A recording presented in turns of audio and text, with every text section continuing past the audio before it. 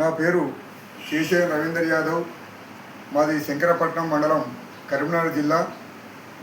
నేను 2008 నుండి ఉద్యోగకారంలో చేరినాను. కావున ప్రజా సంఘాల జేసీగా 2008 నుండి స్టార్ట్ అయ్యి నేను కష్టపడి తిరిగి ఉద్యోగకారులుగా పోరాడి చాలా కాలం నుండి పోరాడుతున్నా. అలాగే పోరాడి నాకు ఎలాంటి ఇల్లు భూమి లేకుండా అయిపోయింది. ఆ స్పందనతో 2013 హైదరాబాద్లో అరెస్ట్ అయినా, పోరాడి ఉద్యోగకారులుగా పోరాడి తెలంగాణ రావాలని కోరుకుంటూ. అలాగే నేను పోరాడి అరెస్ట్ అయినా 2013 నాడు అరెస్ట్ అయినా. కావున నాకు ఎలాంటి ఇల్లు జాగా ఎలాంటి లేదు.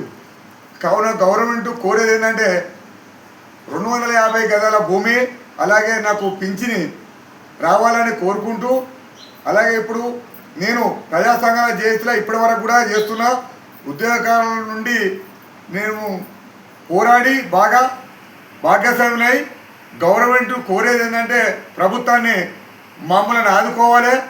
అలాగే ఈ ఉద్యోగకారులను ఆదుకొని మమ్మల్ని ఒక చిన్న చూపు చూడకుండా జర ఆలోచన చేసి ఉద్యోగకారులను మమ్మల్ని ఆదుకోవాలని కోరుకుంటూ.